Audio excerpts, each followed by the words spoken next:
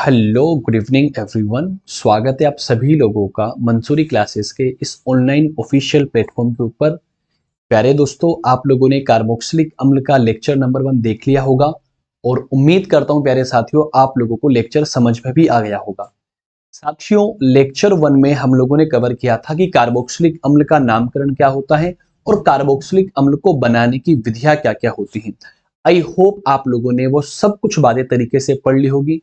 दोस्तों, आज के इस वीडियो में हम लोग कार्बोक्सिलिक अम्ल को कंप्लीटली बाइंड अप कर देंगे। ध्यान रखिए दोस्तों, ये वीडियो थोड़ा लंबा होने वाला है, तो आप आराम से जब भी आपको वक्त मिले वीडियो को देखें और उम्मीद करता हूं आप लोगों को वीडियो पसंद भी आ जाएगी। इसके बाद दोस्तों मैं आपसे ये भी कहना चाहता हूं कि अगर आप लोगों को कोई ऑब्जेक्टिव क्वेश्चन चाहिए तो आप लोग हमारे ऑफिशियल व्हाट्सएप नंबर पे मैसेज करके हम आपको क्वेश्चंस भी सेंड कर देंगे। तो एक शायरी के साथ में हम लोग हमारे लेक्चर की शुरुआत करते हैं और शायरी के बोल कुछ इस तरीके से है दोस्तों।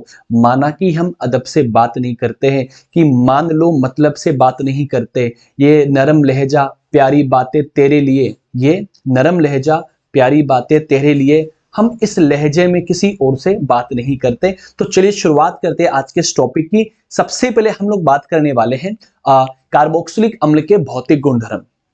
प्यारे साथियों, कार्बोक्सिलिक अम्ल के भौतिक गुणधर्म में हम लोग डिस्कस करेंगे फिजिकली स्टेट, मतलब भौतिक अवस्था उनकी क्या होती है, उनमें गंध कैसी होती है, उनका क्वथनांक क्या होता है, उनकी विलेयता क्या होती है, इन सभी को चर्चा करने वाले हैं। तो जरा स्क्रीन के ऊपर आप लोग देखिए प्यारे दोस्तों, आपको दिख रहा है सबसे पहले भौतिक अवस्था।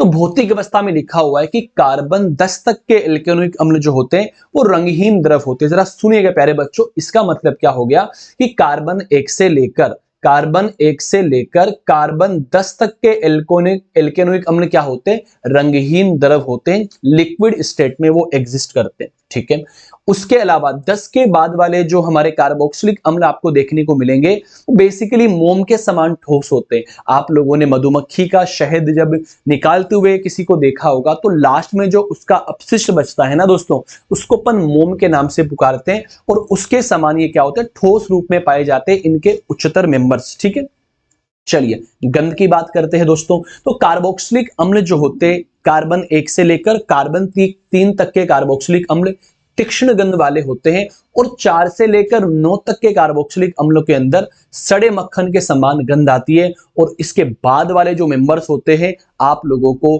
गंधहीन देखने को मिलेंगे, उनमें कोई गंध नहीं आएगी दोस्तों। ये हमारे फिजिकल प्रॉपर्टी की कुछ बातें होती है, बट मैं आपसे कहना चाहता हूं यहां से क्वेश्चन एग्जाम में नहीं बनता। अब जो तीसरी फिजिकल प्रॉपर्टी है इसकी मैं आपके सामने चर्चा करने वाला हूं दोस्तों, और आप लोग उस फिजिकल प्रॉपर्टी में डाल दीजिए प्यारे दोस्तों, और उसका नाम है मेरे दोस्तों विलेयता। क्या है दोस्तों? विलेयता। एंड विलेयता इज वेरी वेरी इंपॉर्टेंट। विलेयता। अब हम बात करेंगे प्यारे बच्चों कार्बोक्सिलिक अम्ल की विलेयता मींस सोल्यूबिलिटी, कि कार्बोक्सिलिक अम्ल की विलेयता के बारे में आप लोगों का क्या ख्याल है।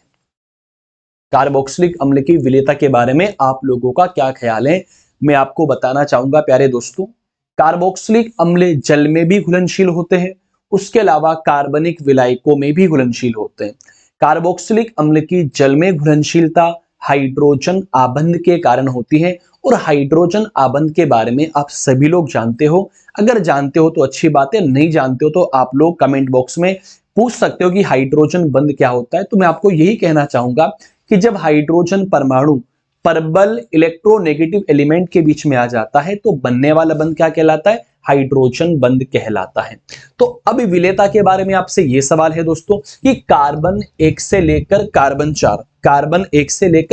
4 देखना प्यारे दोस्तों, यहां लिखता हूं प्यारे साथियों यहां पे मैं कि कार्बन 1 से लेकर मतलब कार्बन 1 से लेकर कार्बन 4 तक के कार्बोक्सिलिक अम्ल, 4 तक के कार्बोक्सिलिक अम्ल, कार्बोक्सिलिक अम्ल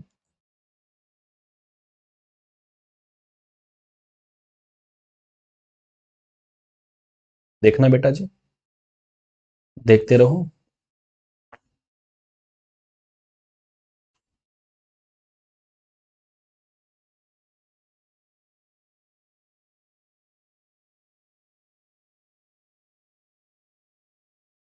लो, कार्बन 1 से लेकर कार्बन 4 तक के कार्बोक्सिलिक अम्ल, कार्बोक्सिलिक अम्ल घुलनशील होते हैं, अधिक घुलनशील होते हैं, मतलब अच्छे से घुल जाते हैं बेटा जी, अधिक घुलनशील होते हैं, अधिक घुलनशील होते हैं, ठीक है। लेकिन कार्बन 5 और कार्बन 6, कार्बन 5 और कार्बन 6 मतलब पेंटेनोइक अम्ल और हेक्सेनोइक अम्ल, कार्बन 5 और कार्बन 6 तक के कार्बोक्सिलिक अम्ल जो होते हैं वो आंशिक घुलनशील होते हैं बेटा जी, घुलते तो है लेकिन बहुत धीरे घुलते हैं, आंशिक घुलनशील, आंशिक घुलनशील। ओके, इसके बाद वाले, इसके बाद वाले, इसके बाद वाले देखना बेटा, इसके बाद वाले, इसके बाद वाले क्या मिलेंगे आपको? अघुलनशील सामान्यतया, अघुलनशील होते बेटा जी सामान्यतया। चलिए, ये आप लोगों को बात समझ में आ गई। तो आपसे सवाल कर ले तो यहाँ पे एक नोट में लिखता हूं बेटा जी, नोट ये है कि कार्बोक्सिलिक अम्ल जल में घुलनशील होते हैं, क्यों? तो आप इसका क्या रीजन देंगे जरा मुझको बताना।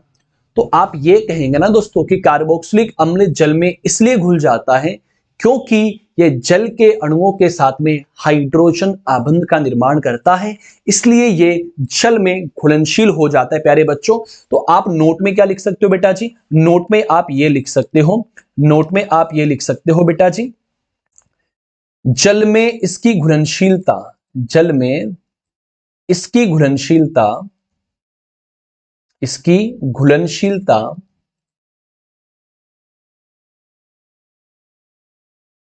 हाइड्रोजन बंध के कारण होती है, हाइड्रोजन बंध के कारण होती है। येलो सवाल कर ले आप लोगों से कि कार्बोक्सिलिक अम्ल जल में घुलनशील होते हैं, क्यों? कारण दीजिए। क्योंकि कार्बोक्सिलिक अम्ल जल के अणुओं के साथ H बॉन्डिंग कर लेगा और H बॉन्डिंग करने की वजह से वो जल में क्या हो जाएगा? घुलनशील हो जाएगा। लगे हाथ में यहां पे ये भी कह सकता हूं दोस्तों कि कार्बोक्सिलिक अम्ल कार्बनिक विलायकों में विलेयशील, कार्बनिक, कार्बनिक विलायकों में विलेयशील,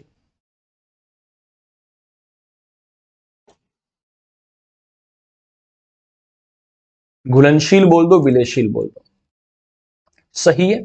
चलिए प्यारे दोस्तों, तो ये हमारी विलेयता के बारे में बात होती है।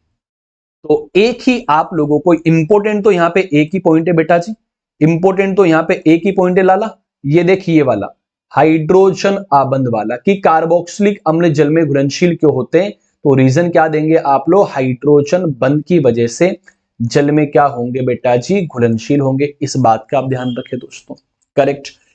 विलेयता के बाद में हम लोग स्टार्ट करते हैं बेटा जी क्वथनांक, and this is very very important. क्वथनांक वाला जो पॉइंट है लाला बहुत ही ज्यादा इंपॉर्टेंट है, इसको भी अपन समझने की कोशिश करें।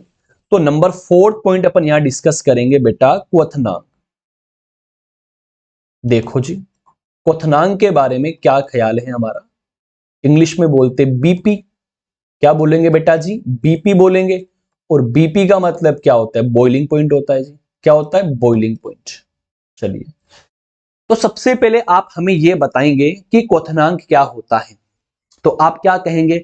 सर, किसी द्रव पदार्थ का या कोई द्रव अवस्था में कोई पदार्थ है तो वो न्यूनतम तापमान जिस पर कोई द्रव पदार्थ, जिस पर कोई द्रव पदार्थ वाष्प में बदलना शुरू हो जाए, उस न्यूनतम तापमान को उसका क्वथनांक बोला जाता है, बॉइलिंग पॉइंट के नाम से पुकारा जाता है। इसका मतलब बॉइलिंग पॉइंट वो न्यूनतम तापमान है जिस तापमान के ऊपर कोई द्रव पदार्थ गैस में कन्वर्ट होना शुरू होता है।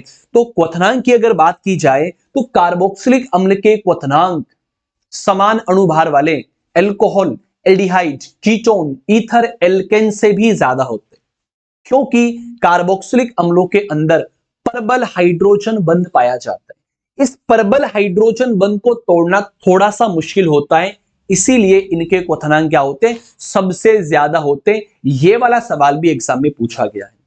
4 आपको कंपाउंड दे दिए जाए कि मान के चलो एक तरफ आपको कार्बोक्सिलिक अम्ल दे दिया, एक तरफ आपको एल्कोहल दे दिया, एक तरफ आपको ईथर दे दिया और एक तरफ आपको हाइड्रोकार्बन दे दिया।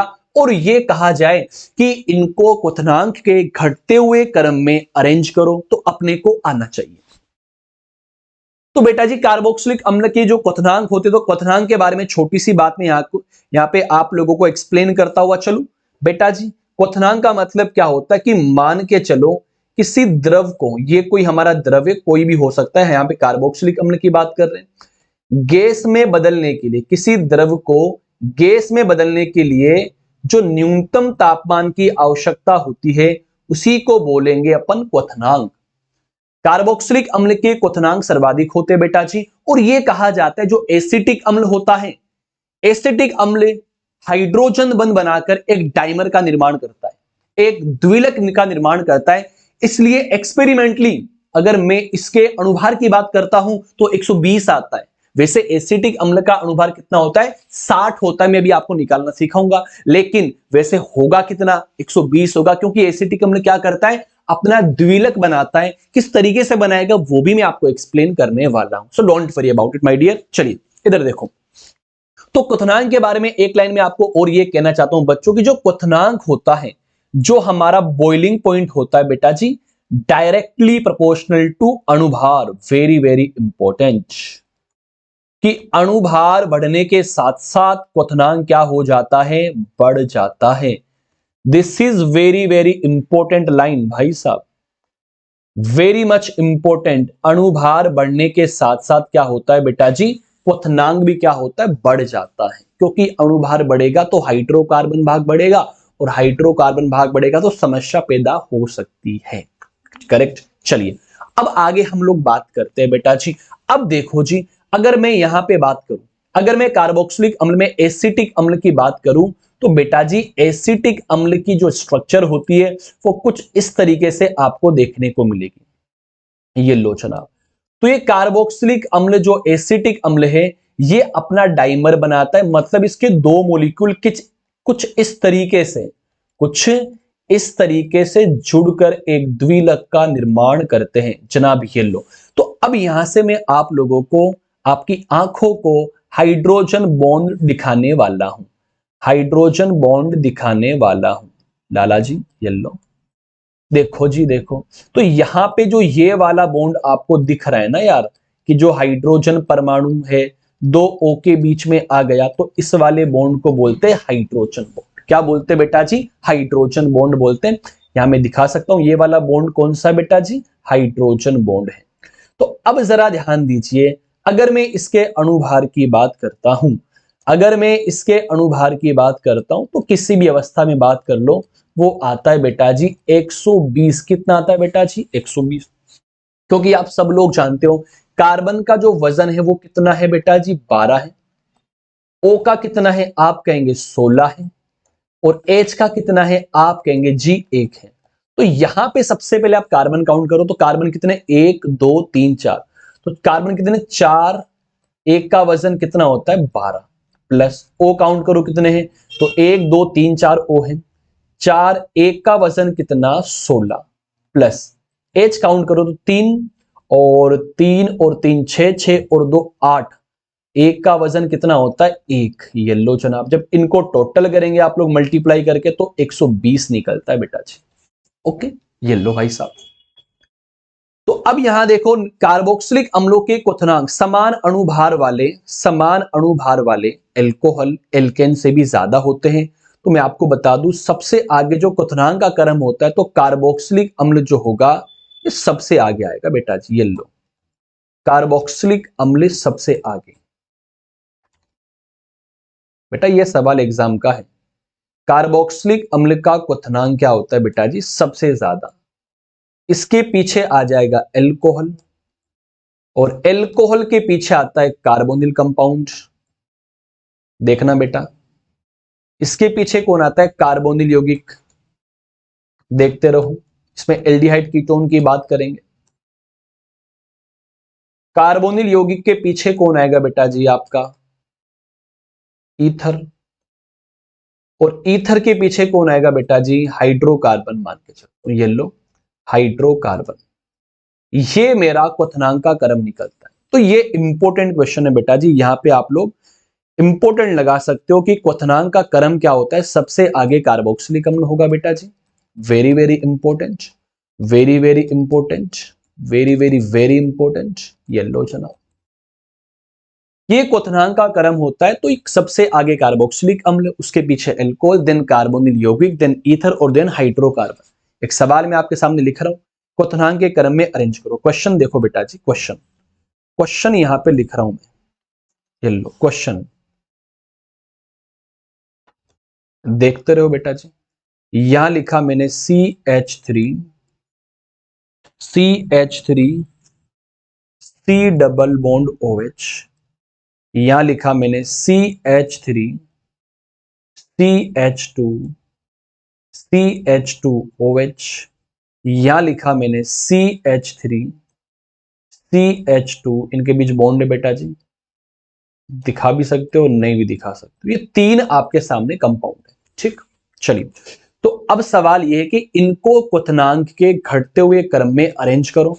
तो मुझको एक बात बताना दोस्तों, आप क्या कहेंगे कि सर इसका जो सॉल्यूशन होने वाला है वो इस तरीके से होने वाला है कि सर ये वाला कौन है, कार्बोक्सिलिक अम्ल है, सर ये वाला कौन है, एल्कोहल है, और ये वाला कौन है, एल्केन है, जिसको हाइड्रोकार्बन के नाम से पुकारते हैं। तो मुझे एक बात बताओ, सबसे आगे कौन आएगा, सर ये वाला आएगा, एक नंबर सबसे आगे क्वथनांक के अंदर। इसके पीछे 2 नंबर आएगा, और इसके पीछे कौन आएगा, 3 नंबर। ये क्वथनांक का हमारे क्या हो जाता है बेटा जी, घटता हुआ क्रम हम लोग बनाते हैं। कार्बोक्सिलिक अम्ल सबसे ज्यादा, देन अल्कोहल, उसके पीछे अल्केन आता है। बोलो बेटा समझे कि नहीं समझे। क्वथनांक के बारे में आप लोगों को पता होना चाहिए बेटा जी। कार्बोक्सिलिक अम्ल का क्वथनांक सबसे ज्यादा होता है क्योंकि इसमें क्या होती है, प्रबल हाइड्रोजन बॉन्डिंग। कार्बोक्सिलिक अम्ल में क्या होती है बेटा जी, प्रबल H बॉन्डिंग, प्रबल H बॉन्डिंग। और ये प्रबल H बॉन्डिंग की वजह से क्या होता है, इनके क्वथनांक का मान क्या होता है, सर्वाधिक होता है। एल्कोहल से भी ज्यादा होता है, ईथर से भी ज्यादा होता है, एल्डिहाइड कीटोन से भी ज्यादा होता है, और हाइड्रोकार्बन से भी ज्यादा होता है। तो बोलो बेटा जी, ये क्वथनांक के बारे में आपको समझ में आया या नहीं। सीधी सीधी बात ऐसी है कि आप लोगों को सवाल क्या पूछेगा, वो यही पूछेगा, 4-5 कंपाउंड्स आपको दे देगा और ये बोलेगा कि इनको क्वथनांक के घटते या बढ़ते हुए क्रम में अरेंज करो। तो आप वो वाला ऑप्शन चेक करना जिसमें कार्बोक्सिलिक अम्ल का सबसे ज्यादा होगा और हाइड्रोकार्बन का सबसे कम होगा। दोस्तों बात समझ में आ रही है। अपन आगे चलते बेटा जी। क्वथनांक इज वेरी इंपॉर्टेंट, क्वथनांक इज वेरी वेरी इंपॉर्टेंट। क्वथनांक के बाद हम लोग स्टार्ट करते प्यारे साथियों केमिकल रिएक्शन। किसकी बात करेंगे, केमिकल रिएक्शन। तो एक बार आप फिर से देख लो बेटा जी, ये हम लोगों ने फिजिकल प्रॉपर्टी की बात करी थी आपके सामने, आप सब लोग जानते हो, नॉर्मल बात है तो आपको पता होनी चाहिए। सेकंड फिर हम लोगों ने सोल्युबिलिटी की बात करी, तो विलेयता के अंदर सिर्फ एक ही बात आपको नोट करनी है कि कार्बोक्सिलिक अम्ल जल में घुलनशील होते हैं। क्यों, रीजन क्या दोगे, due to hydrogen bonding. Hydrogen bonds की वजह से कार्बोक्सिलिक अम्ल जल में घुल जाते हैं। फिर उसके बाद हम लोगों ने क्वथनांक की बात करी, किस तरीके से हम लोगों ने बात करी है वो आप सभी लोग जानते हैं।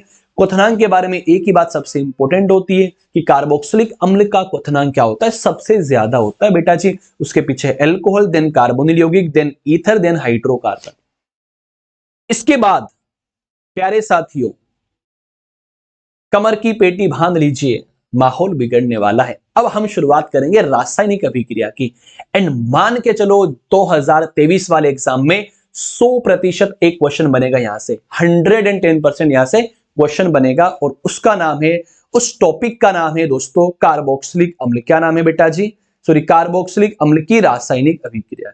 देखो जी, देखो जी, देखो, डाल दीजिए हेडिंग आप लोग, रासायनिक अभिक्रिया। ये लो जनाब, स्टार्ट करते अपन लोग, स्टार्ट करते हैं रासायनिक अभिक्रिया। लेक्चर थोड़ा सा बड़ा होने वाला है दोस्तों।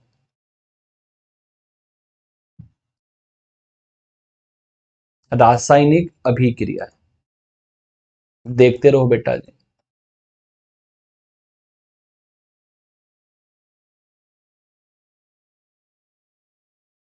Chemical reactions, chemical reactions.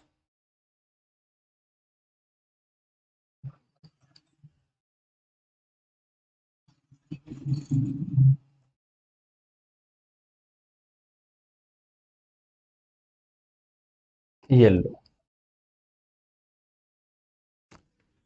हाँ जी जनाब, कार्बोक्सिलिक अम्ल का सबसे अहम टॉपिक होता है कार्बोक्सिलिक अम्ल की रासायनिक अभिक्रिया।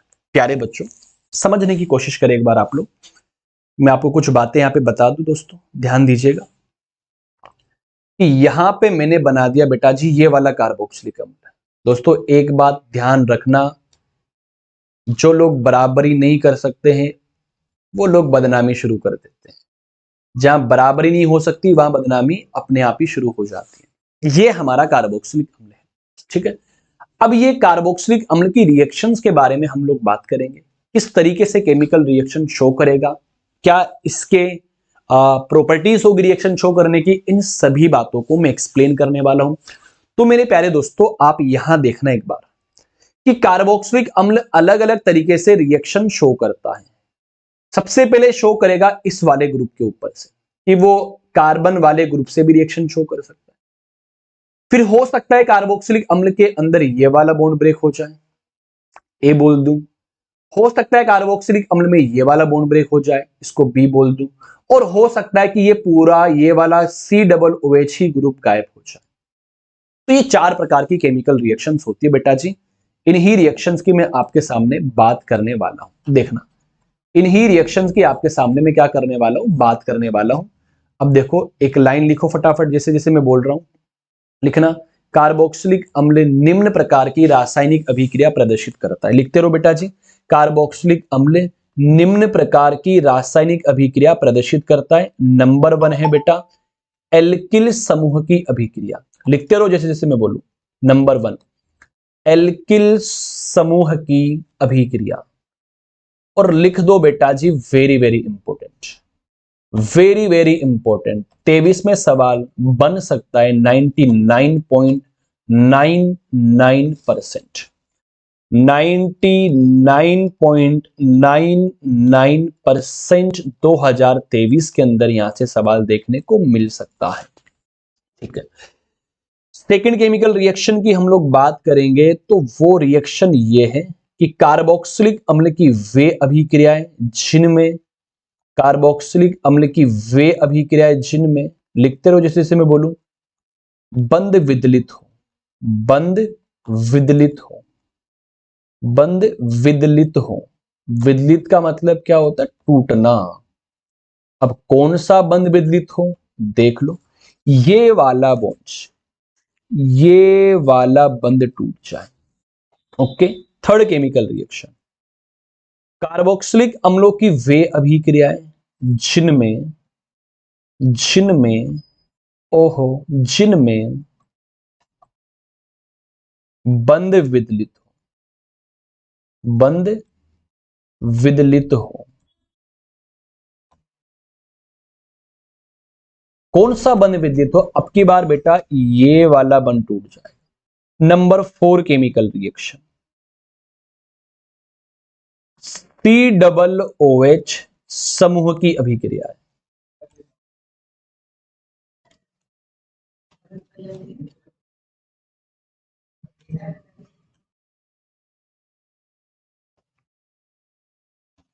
प्यारे साथियों, ये हम चर्चा करने वाले और यहां पे लिख सकते हो जेट एग्जाम या BHU या फिर ICAR 2023 के अंदर डेफिनेटली एक क्वेश्चन यहां से आपको मिलने वाला है।